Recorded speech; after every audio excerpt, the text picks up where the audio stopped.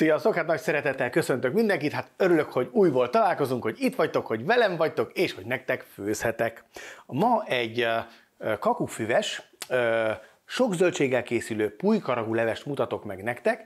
Ez a tárkonyos pulykaragú leves lesz, amit elsőként elkészítek hagyományos tányérba tálalva, de megmutatom a friss, hagymás cipóba tálalt változatát is. Nagyban meg tudja könnyíteni az otthoni főzést egyébként, hogyha ugye előkészített húsokat vásároltok. Így van ez a pulykával is, hiszen a pulyka felső combfilé, a felső combja pulykának egyébként a legporhanyósabb, legszaftosabb, legízletesebb húsrésze, hogyha levesnek, pörköltnek vagy ragunak használjátok, az természetesen már felkockázva is kapható, és erre szeretnék rávilágítani. Ugyanis a kockázott húsok területén, pláne ha a pulykát nézzük, akkor kimondottan ez a kockázási stílus nekem nagyon tetszik. Sok gyárnál ugyanis a kockázás az nem nagyon sikerül, ilyen cafrangok lesznek belőle, itt náluk viszont, nézzétek meg, hogyha kidobom ide a deszkára, mennyire egyenletes kocka, mintha én vágtam volna föl, pedig nem én vágtam.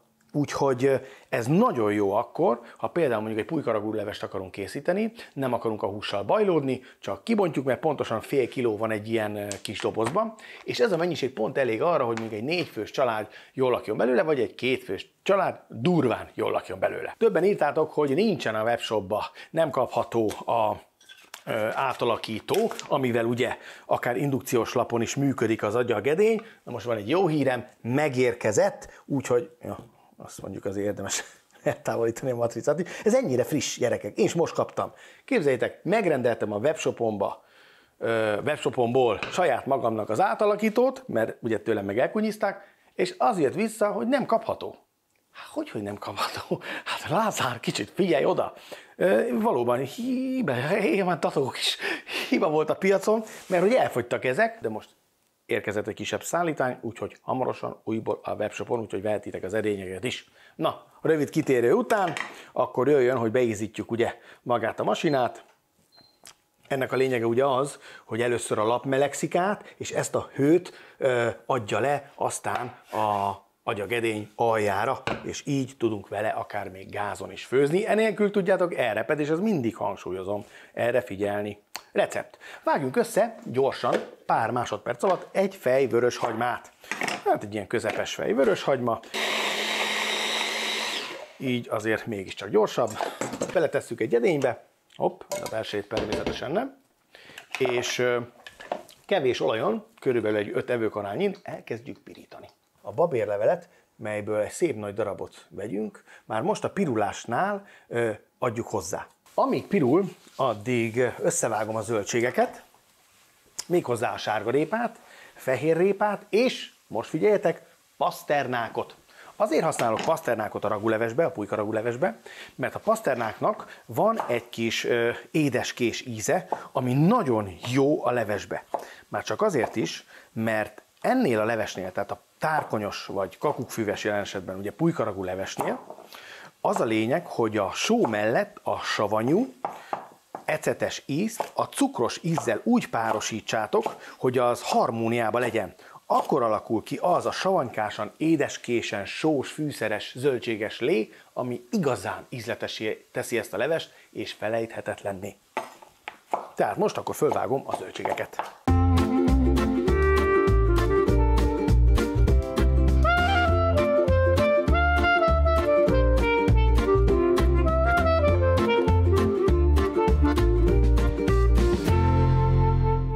Egy fej hagymához ugye fél kiló húst mondtam nektek, az pont egy doboz, mivel volt már itt nekem tartalékba, nem rakom bele mindet. Így. Ha a zöldségek mennyiségét nézzük, akkor egy fél kiló húshoz én olyan 5 ilyen kisebb répát és egy paszternákot és 2 fehérrépát használok, mellette 2-3 szál zellerrel. A pulykaragú levesnél ne pirítsátok le a hagymát, tehát ne legyen barna színű, mint a pörköltnél, vagy a raguknál, és a hús se kapjon nagyobb pirítást, hanem inkább pároljátok, és ennek a lényege az, hogy az elején sózzátok meg, utána tegyetek rá egy kis törött borsot, így, adjatok hozzá egy kis vizet, és miután hozzáadtatok a vizet, hagyjátok, hogy hagy följön. Így. Addig előkészítem a kakukkfüvet, a petrezselymet és a fokhagymát.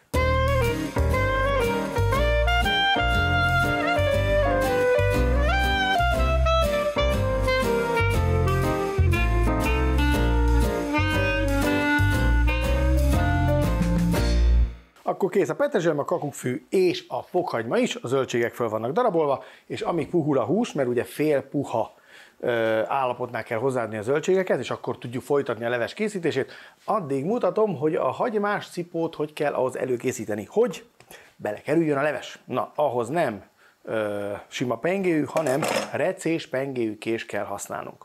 A lényeg az, hogy bármilyen cipóval is legyen dolgunk, 2/3-1/3 arányban le kell kapni a kalapját. Kikaparjuk a belsejét, így, amit egyébként fölvágva, kis kockára, megpirítva, még a leveshez is lehet adni, mint például betét. Nyomkodjuk be a belsejét, és lapítsuk teljesen simára. Ezután tegyük sütőbe, és grillezős funkción egy picit szárítsuk meg. Nem kell nagyon, azért a grill, hogy csak itt a teteje, meg a belső része egy picit piruljon meg, ugyanis akkor nem szívja magába annyira a levest. Én azt mondom, hogy körülbelül grill funkción 180 fok 5 perc.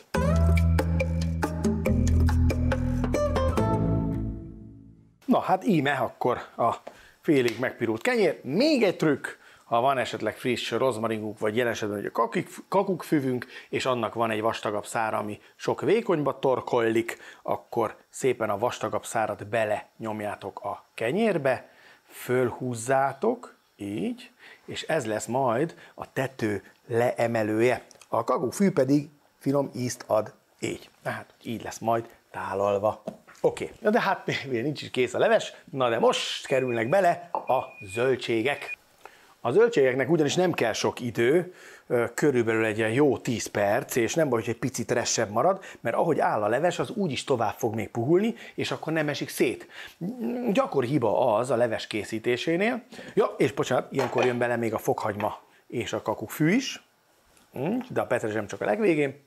Tehát gyakori hiba az, hogy addig főzzük a levest, amíg a zöldségek benne teljesen meg nem puhulnak. Na ez hiba, mert amikor már megfő a leves, de csak a zöldség még nem teljesen puha, és még van egy kis tartása, akkor kell leállítani, mert ez az edényben úgyis még tovább fog főni. Jó? Tehát erre is figyeljetek. Szépen belenyomjuk a 2 deciliter tejfölt.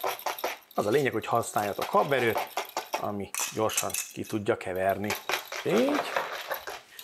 Ez az. Jöhet hozzá akkor most már a petrezselyem zöld, ez is jó sok, ez az, a fél citrom leve, így, reméljük mag nem ment bele, ugye azt mondom, hogy 2 evőkanál cukor, tehát akkor az 4 evőkanál, vagy 4 teáskanál, így, só ízlés szerint, hát én még teszek bele, mert nem sok ment bele, még egy kis borsot nyomok rá, és megvárom, hogy még egyszer egy kicsit megroppanjon, megforjon, de hozzáteszem a kiolvasztott zöld borsót is. És ezzel voltaképpen már a finishhez értünk. Úgyhogy egy rottyanás, és jöhet a kóstolás. Mert, mint azt mondottam, ugye nagyon sokszor kell megkóstolnunk, hogy rögtön már így az elején. Mi az, amit fogunk érezni? Az fogjuk érezni, hogy még nem finom. Ilyenkor mit tegyünk?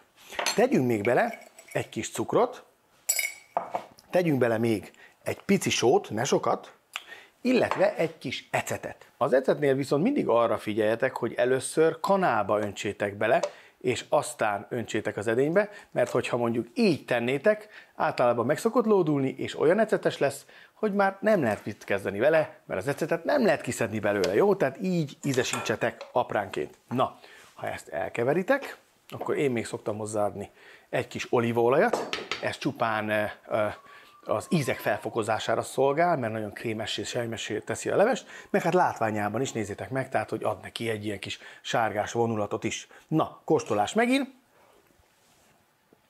Elkezded érezni, hogy alakul, hogy kezd összeállni az íz, akkor vagy lehet, hogy már pont meg lesz, és azt mondod, hú, de finom, de ha még mindig ott van egy kicsi kérdőjel, hogy hát nem tudom, hogy jó-e, akkor még mindig az van, hogy még mindig teszel bele egy pici cukrot, egy pici sót, egy kicsi citromlevet, vagy ecetet.